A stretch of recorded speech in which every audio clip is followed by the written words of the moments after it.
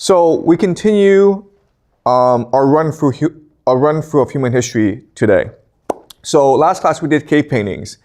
And what I will do from now on is I will highlight some YouTube comments for us to review what we learned last class, but also as a chance for us to better engage the YouTube audience. Okay, so this comment comes to us from Gary Zorakowski, and he talks about the cave paintings. He says that it is possible they created art everywhere, the paintings only survive in the caves. And the answer is absolutely. So back then, during the Ice Age, they made these cave paintings as a ritual, as a celebration of their religion, to express their imagination. They really didn't care about leaving a legacy. That comes later, okay? So that's a very important comment. So thank you. This man says that when I was talking about Beethoven, he points out that Beethoven wasn't born deaf. He became deaf much later as an adult. And that is true. But one thing about Beethoven that people don't really discuss is that he probably had synesthesia, okay? And this is just a fancy word meaning the mixing of senses. So some people are born with special talent, and so what happens is that their senses get mixed up.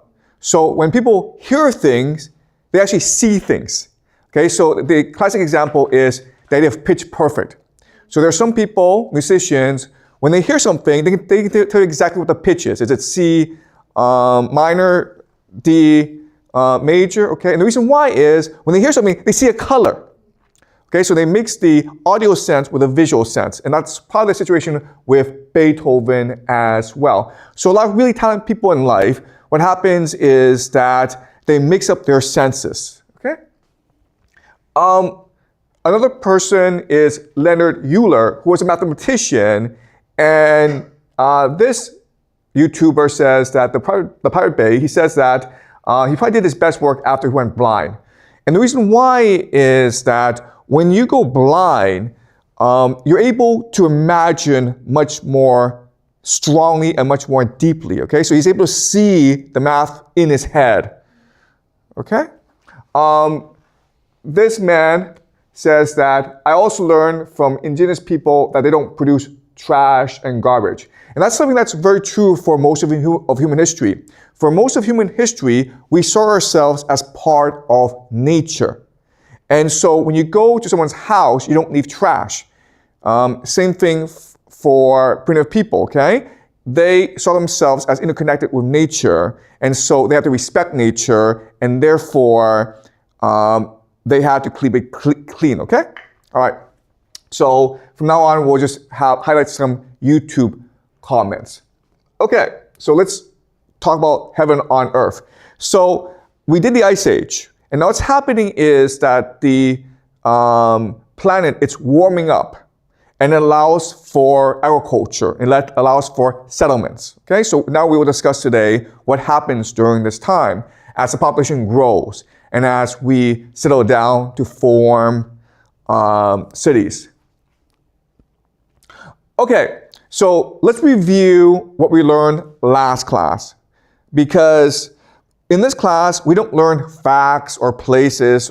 We learn about ideas and concepts. So if you want to understand human history, you need to internalize certain concepts. So in history class, in our culture, you're taught certain myths about who we are, okay? So I'm going to go over some of these myths and show you they're wrong, explain why we have these myths, okay? So the first myth is that we are materialistic. We like money, sex, and power. Okay? The truth of the matter is that throughout most of human history, we had three goals or three concerns. The first is that we have a religious impulse, and we want to express this religion through art, through music, through dance. And what I mean by religion, I mean that we have three questions in our heads. The first question is, where do we come from? Second question is, why are we here? And the third question is, where are we going? That's why we had religion, to answer these three questions. Okay? And that's why we still have religion today. Second thing about us is that we're all diverse and we want to differentiate ourselves. We want to stand out. And the last thing is we are curious and we want to explore. That's fundamentally who we are. Then the question then is, why are we telling you that we're materialistic? And the answer is, it's better to control you, okay? So in a society, there's a hierarchy, and the people in charge, they want you to work hard. They want you to be obedient. But if you believe that you want to explore, then you're not going to be obedient enough, okay? Does that make sense? Okay, second myth is, and this is going to be hard for you to understand, what you're taught is that the nuclear family, father, mother, children, that's the most natural human unit. And it's not true.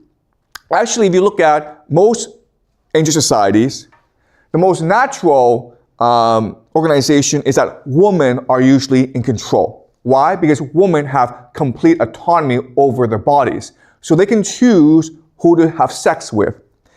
And that's where the power comes from. They control access to sex, which gives men pleasure. And with this power, they often choose to sleep with as many men as possible. Okay? And there are three reasons why they choose this strategy. The first is, it's fun, okay? It gives them pleasure to have sex with as many men as possible. That's number one. Number two is, women are really good at negotiating politics, and they use sex as a political strategy. So if two guys are fighting each other, she has sex with both, and then voila, they're best friends now, okay? So women are very good at managing emotions through sex, okay? And then number three is the most important. If you're a woman, you want to make sure that all your children grow up successfully. They don't die, okay? And they're happy and they're healthy. So from your perspective, it's in your advantage to hide paternity, to hide the fact who the father is. Why? Because now all the men in the village, in the community, are responsible for raising a child. Because no one knows who the real father is, so everyone assumes that I could be the father. Okay? And this is historically how societies are usually organized, with a woman in charge. And as such, societies tend to be very egalitarian, because women don't really care about status and power. They care about harmony and balance. And the question then is, why did we change? And that's actually a very simple reason. The simple explanation is in order to produce more children. Because if you're a woman, you don't want to have too many children. You want to make sure that all your children have access to resources, but you also want to stay healthy, right? If you have too many children, it's possible you could die in childbirth. It's also possible that your children die in childbirth as well. So women have always practiced population control. But when we switch to a patriarchy, now we can have as many children as possible, okay? Because now women are basically become slaves, and their main duty is to have as many children as possible. And that's why after the transition from matriarchy to patriarchy, a lot of women start to die, okay? So that's number two. Number three is, humans believed in survival of the fittest. And that's not true. Historically, if you look at how societies are organized, we tend to be compassionate. We look after the ill. We look after the elderly. We look after the weak. Okay, that's who we are. We have empathy. We care about other people. So why do we believe in survival of the fittest? It should create fear and anxiety. Okay, if you have fear and anxiety, you work harder, but also it's easier to control you. Any questions so far? Okay, all right, let's continue. Number four, humans have gotten smarter over the centuries. And one thing that you will learn in this class is that's not true. Humans have always been smart, but we've expressed our intelligence in different ways. So primitive cultures, they express themselves through art. They had better memories, they were more sensitive, and they were more resilient than we are. So why are we taught that we're smarter? The answer is confirmation bias, because everyone likes to believe that we're smarter than the people who came before us. Okay? So now let me give you an example of how smart they were. So let's just say that you have a boat and you want to navigate the Pacific. Okay? That's very hard to do, and you usually need a computer. Why? Because there's so much information that you need to process in order to navigate the ocean. Okay, so let's go over some of the information. All right, so these are the Polynesian people. What's amazing about them is they settled the entire Pacific. Wherever there's an island, they had a settlement. And this is a testament to our desire to explore the world, okay? What is fascinating is how they did this, because if I were to put you in a boat in the Pacific, you'll probably die, okay? And that's true for most people. So the question then is, how do they navigate the Pacific? Well, what they did was this. They built boats that allow them to navigate the Pacific, but as you can see, these are not large boats, okay? So they had to get to an island fairly quickly. So what they needed to do was read the stars. So in their heads, they were able to map out the stars, and from the stars, figure out exactly where they were. They also had to memorize oceanic currents, okay? How the oceans were moving in order to better navigate the ocean.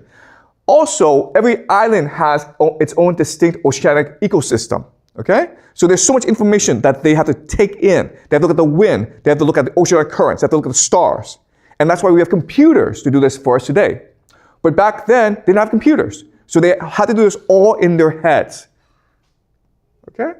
And they had some maps that helped them, okay? So this is a map of the stars, and this is a map of the oceanic currents. But they were all doing this in their head. And what's really amazing is, while they were out in sea, they couldn't sleep, okay? They had to keep track of all this information to know exactly where they were. If they fell asleep, the navigator fell asleep, they got lost, and then they died. Okay? That's the power of the human imagination. Okay, last myth. We evolved from apes. And the truth is that we are imaginative and we can choose our own evolution. Okay? So you're taught in school about the theory of evolution, how we evolved from apes. And maybe our bodies evolved from apes, but our minds did not. Our minds come from somewhere else. Okay? So why are you taught we evolved from apes? It's to justify the power hierarchy, okay? Right? The people in charge are just stronger and better and more fit than we are. All right. So having reviewed last class, let's now talk about the religious imagination, okay? So this is the pyramids. It was built 2400 BCE, and today it's the same pyramids. This is one of the most, yes? Yeah, go ahead. You said that the previous people are like smarter than today's because they can navigate the Pacific like just with the boat and don't sleep. But nowadays we use computer, right? But I think that nowadays we use computer is not because that we cannot navigate the ocean just by a boat and human. Is because this matter is we could get more precise and accurate information. Okay, that's not true, okay? If I put you on a civil computer, you would die. It's that simple, okay? The computer's not going to help you navigate the ocean, okay? All right, so these are the pyramids, okay?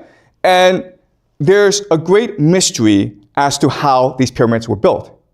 And you might have on the internet heard silly explanations like aliens came and built the pyramids, okay? Or maybe the lost civilization of Atlantis gave the technology to the Egyptians to build the pyramids. And this is an example of confirmation bias. We think that we're smart and everyone before was stupid, okay? And what you learn in this class is that these people had an imagination that allowed them to build the pyramids. Okay, so I'm going to show you how they built the pyramids. All right, so as you can see, the pyramids are extremely complex structures, okay? And first of all, there's debate as to what the pyramid is. What are you taught in school what the pyramids are? What is it? Come on, you guys are taught all this in school, right? The pyramid is what? It's a tomb, right? Okay, guys, it's not a tomb. Okay, it looks like a tomb, but it's not a tomb. It's a temple, right? Okay? So how do they build the pyramids? So what happened was that they didn't have blueprints, they didn't have computers, but they had the imagination. So they could see the building of the pyramid in their heads. And what they did was they actually built it from the inside out. Okay? All right? So again, it's hard for us to imagine that they would do this because it's like, wait, you don't have a pen, so you couldn't write it down. You don't have a computer, so you can process all the information. They did it all in their heads. And that's the power of the human imagination. Okay? All right. And as you can see, it was a massive undertaking, huge organization. It took about 20 years and lots of people. And then the question then is, how were they able to organize in such a manner? And the answer again is empathy, the imagination. Someone had a vision, and this vision was so compelling that everyone knew exactly what part to play. Okay?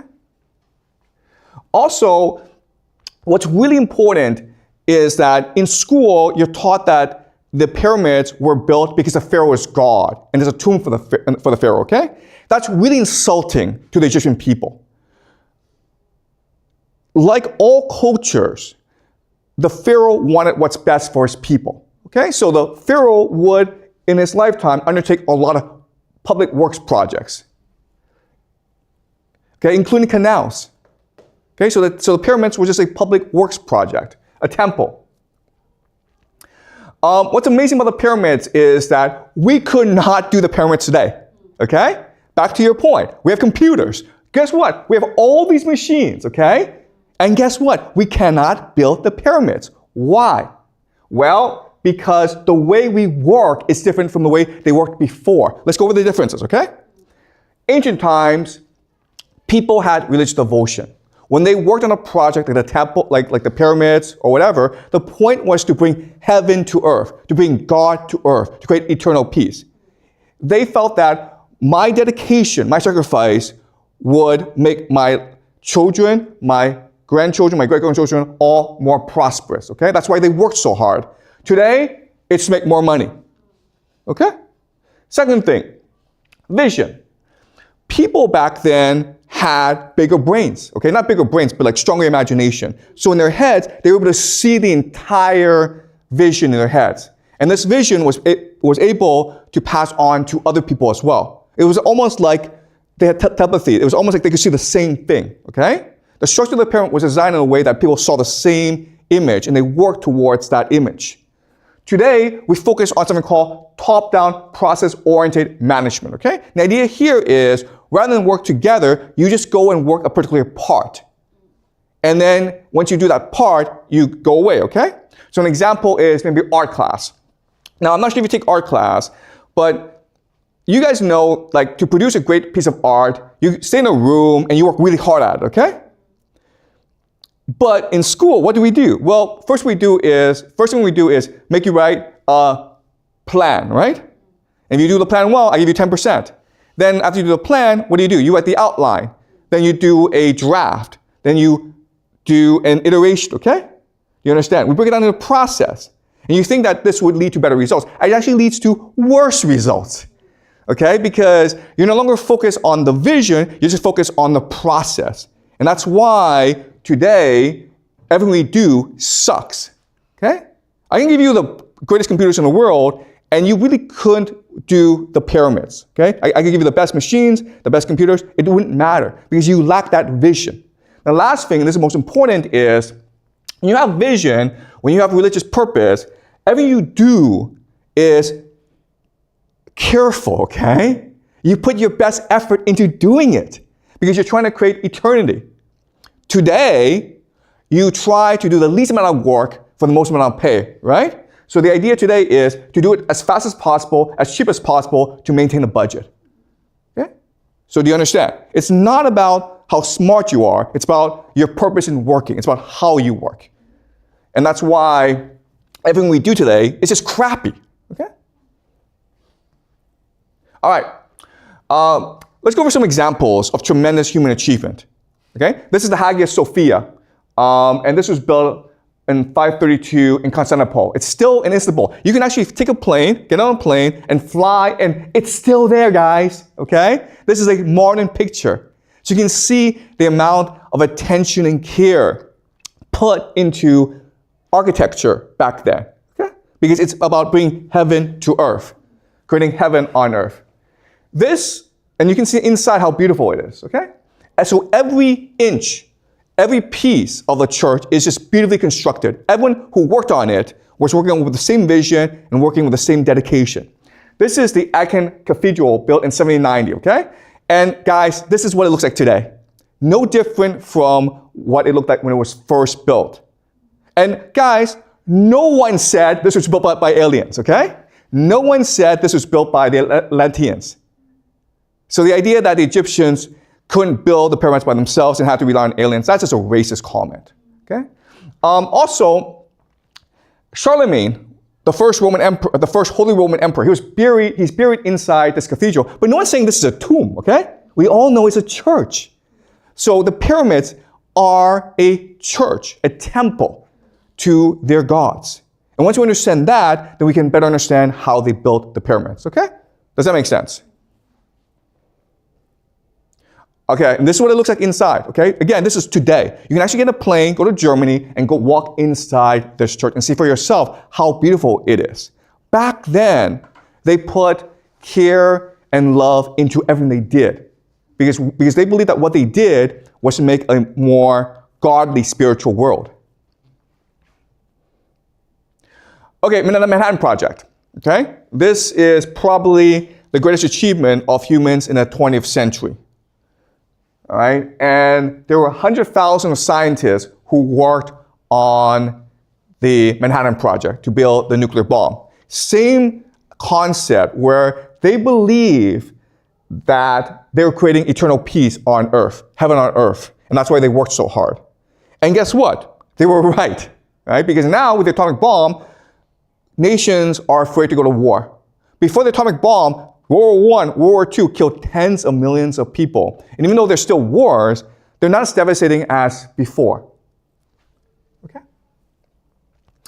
All right, so this idea of bringing heaven to earth, it goes way back to the beginning of humanity. This is Göbekli Tepe.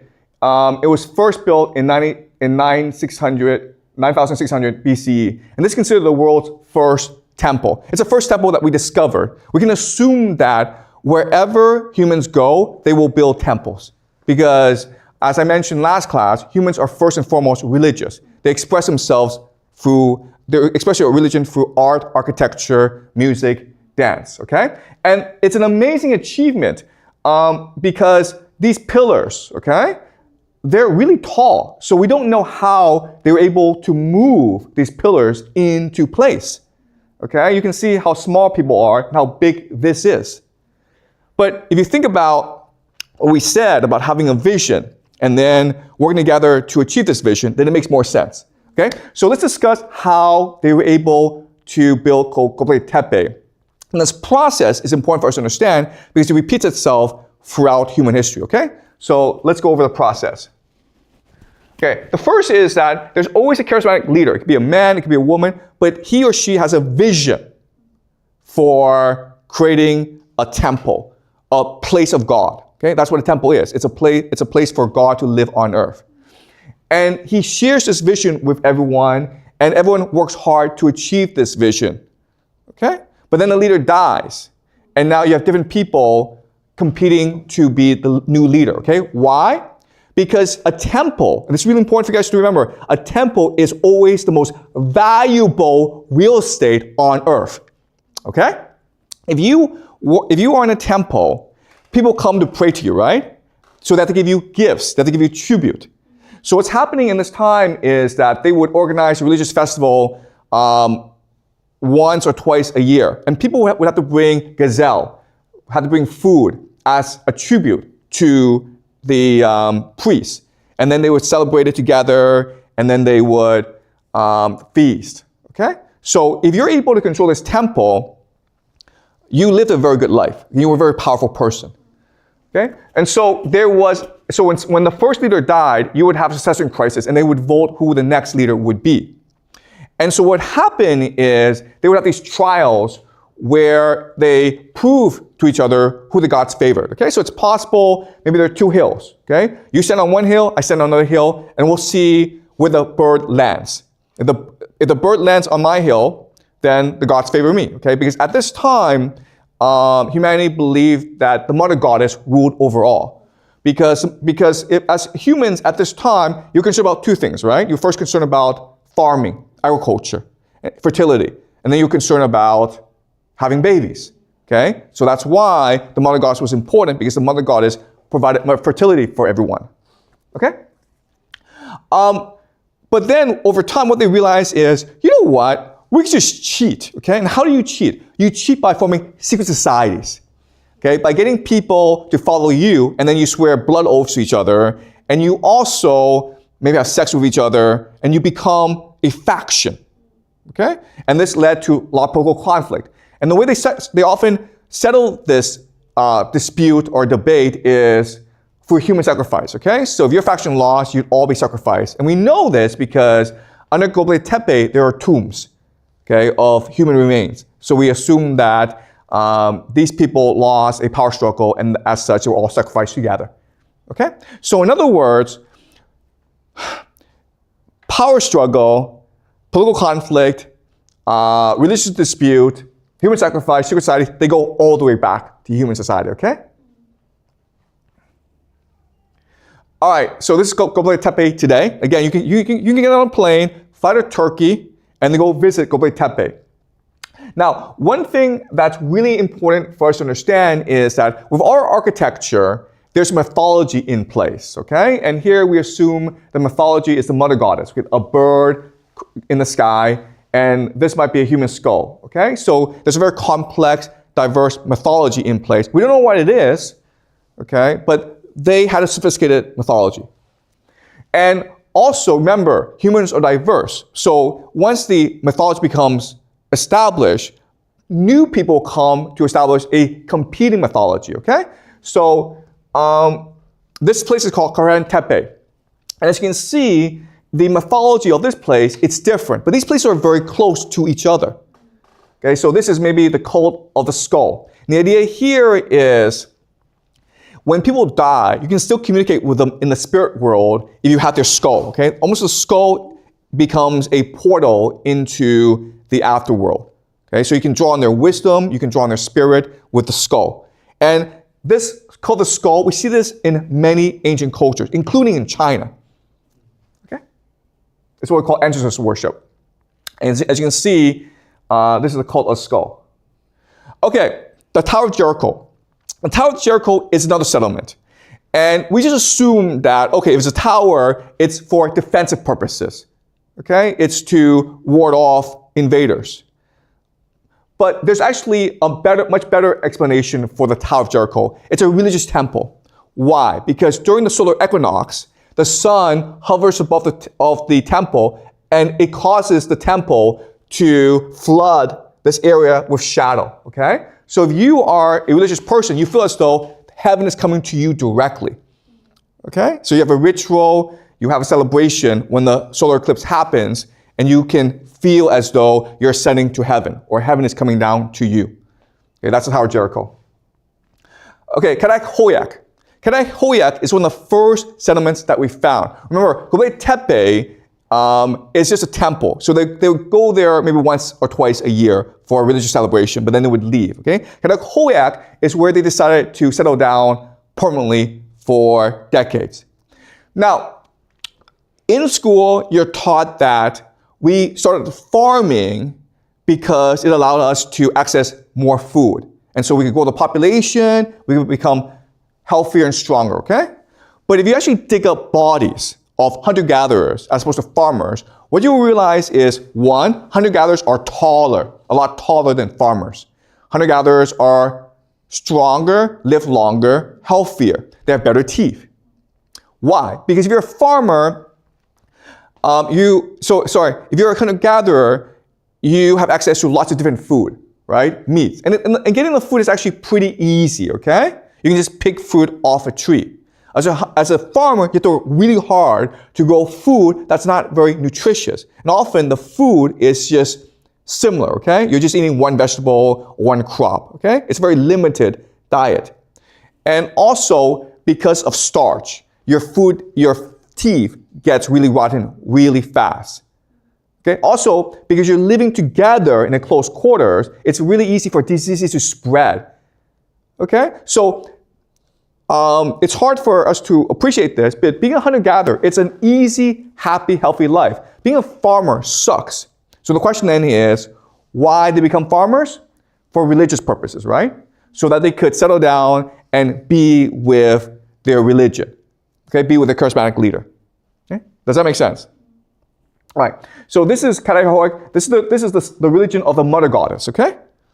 And accompanying the mother goddess is the bow. Okay, because if you think about it, a woman cannot give birth by herself. She needs a male. And this male god is the bull, who represents virility, energy, strength, okay? So they worship both. And you can see how people are worshiping the bull. This is an image of Çatalhöyük. It's a very sophisticated community. It's also very egalitarian. And each house is a temple unto itself. Okay? So they have these paintings in order to bring in the energy of their gods that they worship. And that's why they want to stay here, because they want to be with their gods, even though it meant a harder life for them. Okay? This is Çatalhöyük. As you can see, it's beautiful. This is what it looks like today. Okay? All right. This is another image rendition of Çatalhöyük. Okay, as you can see, each house is a temple unto itself. And they bury the dead underneath. Okay, so they're trying to practice a religion like here. Okay, as I mentioned, each house is a temple unto itself. And as you can see how each house is elaborately decorated with, the bowl, with ornaments to their gods and to the religion.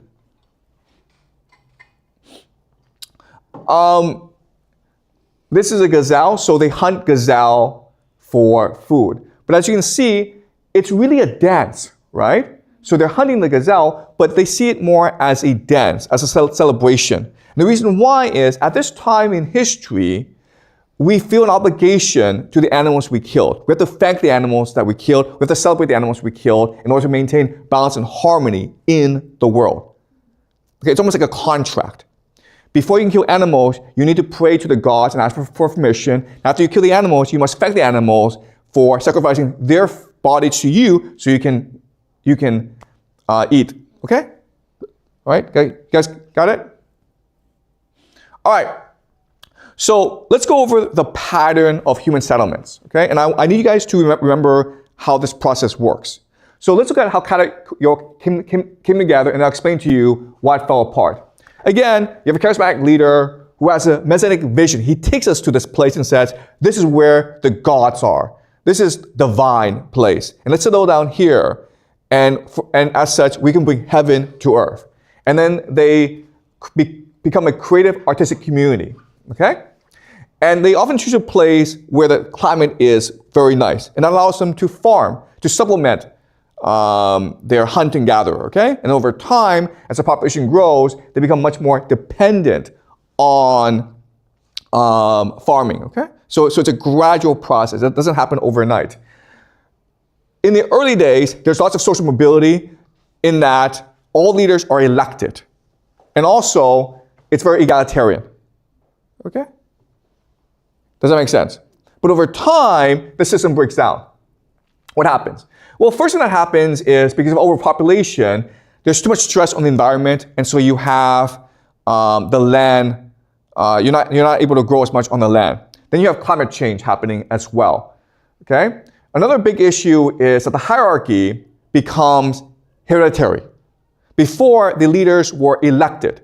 Now, they are just inherited, okay? And this leads to corruption, where the elite bully and exploit everyone else.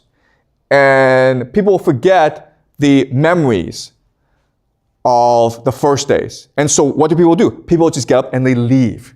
Okay? You understand? You can always choose to leave. And so if you don't like the community anymore, you and your family just get up and you go to another place to build a new community based on your principles. Okay? All right. So based on today's lecture, I want you to remember 3 things about how we humans come together in a community, okay? And these 3 basic principles, almost like laws. I want you to remember them, and then these laws will help you better understand how societies rise and fall, okay? The first important principle I want you to remember is societies are fluid and dynamic. They're always changing over time, okay? They're never still. Second thing is that diversity within societies is greater than across societies. So another way of saying this is, yes, there's a conflict between the United States and China. But actually, if you actually look at differences in diversity, the difference in diversity within China is greater than the difference between China and the United States. Okay, does that make sense? Okay. And the third law is communities exist in opposition to each other. Okay, so think about the cities in China. Okay, Beijing, Shanghai, Shenzhen, Chengdu, Xi'an, they're all different. Why? Because they want to be different from each other, okay? But also within Beijing, you have Haidian, Chaoyang, Xicheng, different districts, right? They're all different from each other because they want to be different, okay? So these 3 laws will help us better understand how societies form, thrive, and ultimately die. Okay? All right. So I'm going to go over some books to highlight certain issues that we discuss in this class. This is The Dawn of Everything by David Graeber and David Wengrow, who are both anthropologists. Okay? And they've looked at different societies. And what they emphasize is diversity and the dynamism of different societies. Okay? So let's look at one particular society, which is the native people of the Canadian Northwest Coast. Okay? These are the native people. And what's really interesting is throughout the year, they have different social structures. So during the winter, everyone comes together and they form a hierarchy where there are palaces, where there's an aristocracy, and where they're divided into different classes. Okay? But then what's really interesting is that during the summer, people will just go away and start new societies. Okay? This is like really interesting how in different times of the year, when the needs are different, people will choose different social organizations. Okay? People actually adopted different names in summer and winter, literally becoming someone else depending on the time of year. Okay, so a metaphor that you can think of is, think about how when you play World of Warcraft or a different video game, you adopt a different identity, you adopt a different persona. And that's fun for you. Okay, so what's common in the ancient past is for people to adopt different social structures. And they can choose what social structure to go to. Okay? And certain communities still practice it today. Okay, this is The Wayfinders by Wade Davis, one of the best books I've ever read. He is looking at also primitive communities, native tribes throughout the world, okay? And he's looking at specifically the Amazon people. Okay? If you go to the Amazon, you'll have many different indigenous tribes. Okay? So let's look at the religion. And as you can understand, and one thing that I will show you is that even though these people look simple, like, you know, they wear the same clothes and their life looks very simple, spiritually, they're very complex people. And they're very complex and sophisticated mythology, okay? So these are called people of the Anaconda, okay? In the beginning, before the creation of seasons, before the ancestral mother, Wemikuma, woman shaman, opened her womb, before her blood and breast milk gave rise to rivers and her ribs to the mountain ridges of the world, there was only chaos in the universe, okay? So there's this very complex mythology. I'm not gonna go through all of it, okay? But I will show you the picture of it. This is a universe that they've created from themselves. It is complete, it is unified, it's very complicated. And that's true for all mythologies. One thing that's really important for them is to maintain balance and harmony in the world, okay? So, like most primitive people, they believe there are different dimensions. And their role is to maintain harmony across these dimensions, because that was what guaranteed a happy and prosperous life, okay? So let's read this together. The people living today in the forests of the Parapanya, which is the Amazon, the entire natural world is saturated with meaning and cosmological significance. Every rock and waterfall embodies a story. Plants and animals are but distinct physical manifestations of the same essential spiritual essence. Okay? So every plant, every rock has a life force. And they appreciate the diversity, the complexity, the sophistication of different life forces, okay? So even though they can express themselves, they don't have a written language, their minds are extremely vibrant and dynamic and energetic. At the same time, everything is more than it appears, for the visible world is only one level of perception. Behind every tangible form, every plant and animal is a shadow dimension, a place invisible to ordinary people, but visible to the shaman. This is the realm of the He spirits, a world of deified ancestors where rocks and rivers are alive, plants and animals are human beings, sap and blood, the bodily fluids of the primary river of the Anaconda. Hidden in cataracts, behind the physical veil of waterfalls, in the very center of stones, are the great malakas of the He spirit, where everything is beautiful, the shining feathers, the coca, the calabash of tobacco, powdered, which is itself the skull and brain of the sun, okay? You can see how the mythology is very complex and how they embedded into their everyday life. Every day when they wake up and they see the world, they see a world of color, of energy, of change. Okay? All right.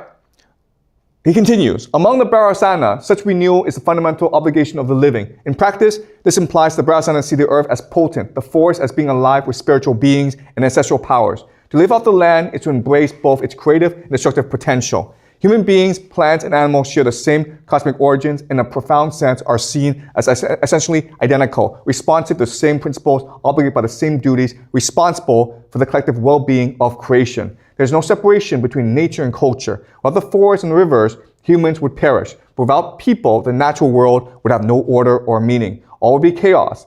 Thus, the norms that drive social behavior also define the manner in which human beings interact with the wild, the plants and animals. The multiple phenomenon of the natural world, lightning and thunder, the sun and the moon, the scent of a blossom, the sour order of death. Everything is related, everything connected, a single integrated whole. Mythology infuses land and life with meaning, encoding expectations and behaviors essential to survival in the forest, anchoring each community, each Malacca, to a profound spirit of place. Okay? So you can see how sophisticated their imagination is. Okay, so one thing that I discuss continuously, because it's a very important concept, is how everything is a harmonious whole. And so when you kill something, you first need permission. You need to have a contract, okay? This is true through most of human history. So these people are no different. When men go to the forest to hunt or fish, it is never a trivial passage. First, a shaman must travel in trance to negotiate with the masters of the animals, forging a mystical contract with the spirit guardians, an exchange based always on reciprocity. Okay? The idea of reciprocity. If you kill an animal, you need permission. Now, if you kill the animal, you must thank the animal through ritual sacrifice. Okay?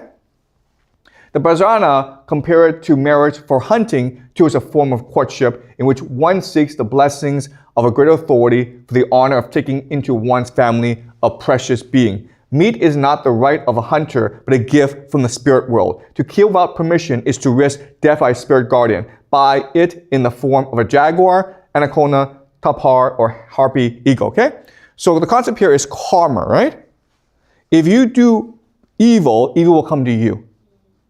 Okay, so it's important to maintain harmony. All right, and this is no different from the cave paintings. Okay, so you go way back to the dawn of humanity, we believe the same thing, okay? We believe that these animals came from the spirit world. And that's why you paint it. That's why you express art, to thank the animals for coming from the spirit world to feed and nourish us. And after we kill them, then we pray that they return to us, okay? And this goes back, tens of thousands of years. All right. Let's go to Africa. So we were in the Amazon. Now let's go to Africa. And in Africa, there's some people called the forest people, okay? There's a book by Colin Turnbull who spent a few years with them. And these are the pygmies. They live in the forest. And guess what? Even though the mythology is a bit different, they have different names, they have different structures, it's still the same essence, okay? So let's go over. This is called a molemo, which is a musical instrument that they use to communicate with the spirits of the forest, okay? All right, so one thing that's really important for these peoples is the idea of ritual. You are a member of the community if you participate in all their rituals, if you believe in the mythologies, if you honor their ancestors and their traditions, okay? If you're not, if you refuse to honor their traditions, then they will ostracize you, or they may even kill you, okay? So, the Pygmies are having a religious festival, and Colin Turnbull says this: I was told, however, that everyone had to eat just as no adult male was allowed to sleep but had to sing while Maloma singing was in progress. Apparently, one of the greatest crimes that a Pygmy can commit, if not the greatest, is to be found asleep when the Maloma is singing. Okay? If you refuse to participate in the ritual, or if you break the seriousness of the ritual, then you are a threat to community, and they will kill you. And they will forget about you, okay? So once they kill you, the woman would be told that the Malomo itself, the great animal of the forest, had carried off one of their number, but like the man, they would ask no questions and would never again mention the missing man. So if you disrespect them, they would not only kill you, but they would forget about you forever. So this is how they explain why they do what they do. Why do they practice these rituals? Why are these rituals such an important part of their lives? Normally everything goes well in our world, but at night when we are sleeping, sometimes things go wrong because we are not awake to stop them from going wrong.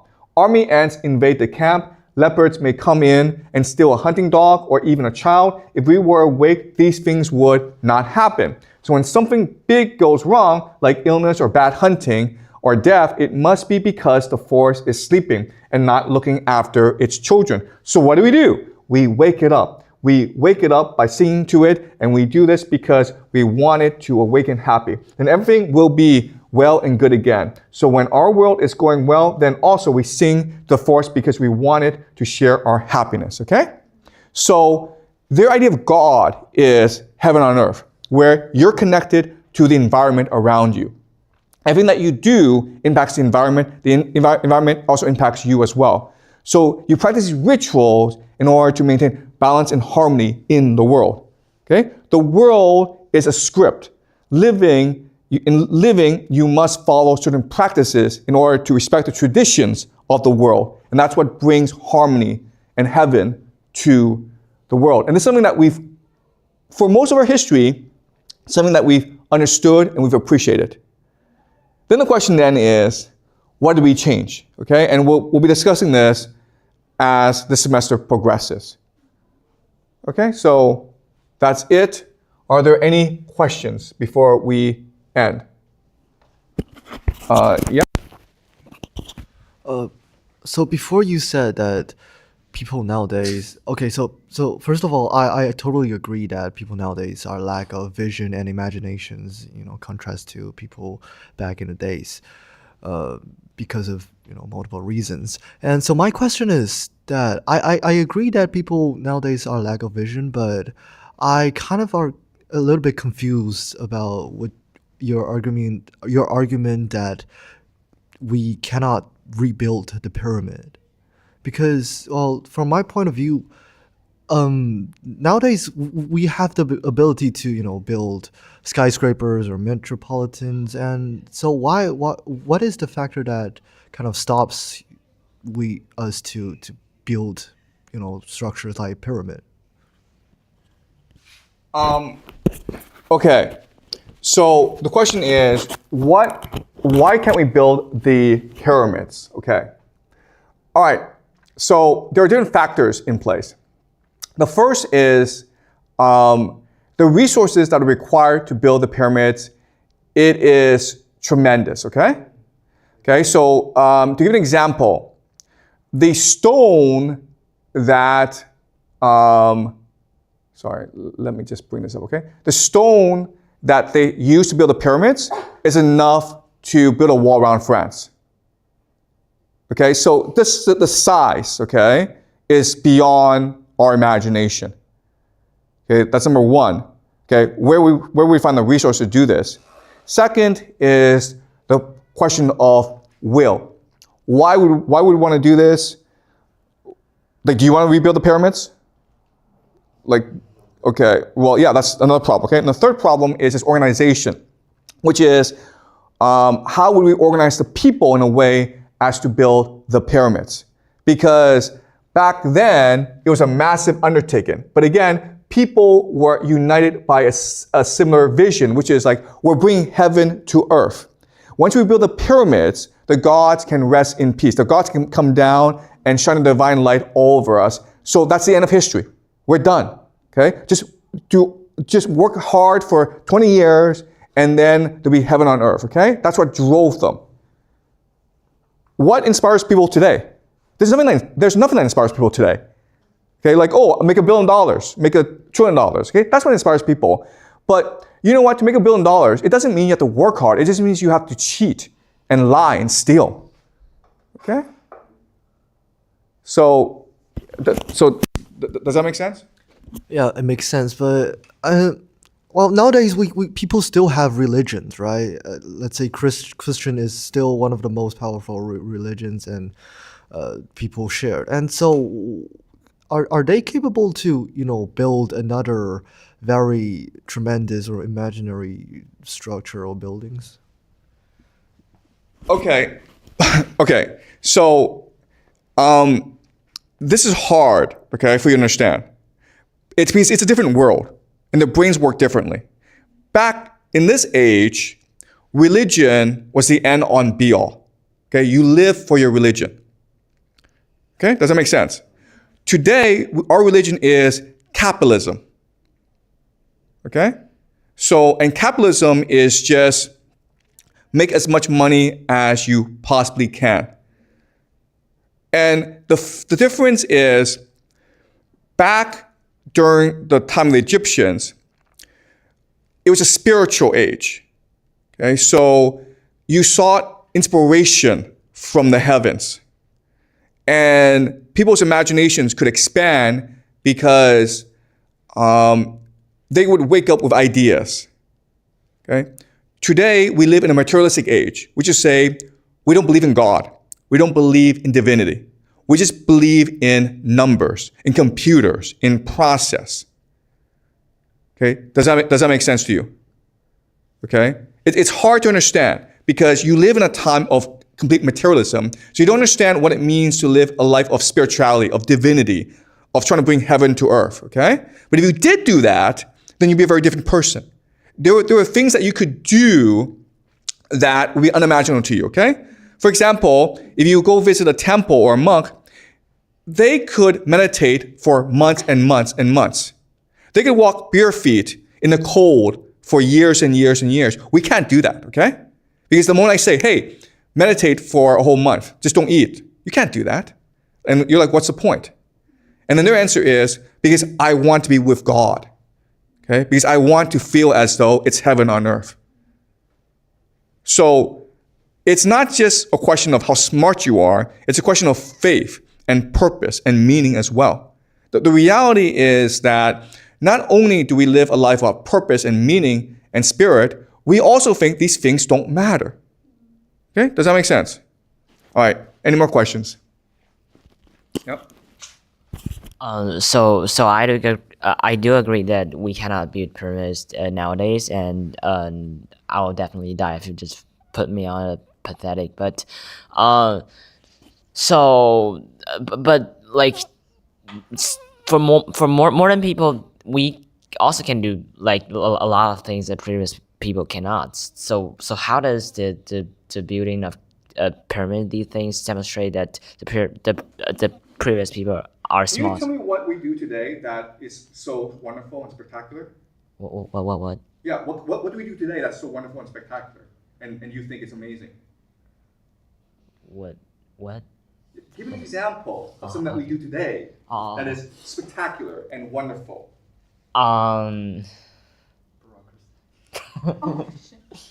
Okay, yeah. I mean, do you have an example? Okay. Okay, well, thank you, okay? Yeah. So give me an example. Any more questions? Does it matter for the first person who have the vision to build it and the second person have the same vision, or it doesn't really matter? They just want to bring heaven to earth. Look, that's a great question, okay? And this is hard for us to understand, but there's no sense of individual propriety, okay? It's like, this is my idea, you can't have it, okay? It's always like, we're in this together, okay? We don't know who built the pyramids. Why? Because it doesn't matter who built the pyramids. All that matters is it was built. That's the spirit that they had. Nowadays, like, if I have this idea, how do I patent it? How do I get credit for it? How do I make money out of it, okay? And that's why our ideas suck.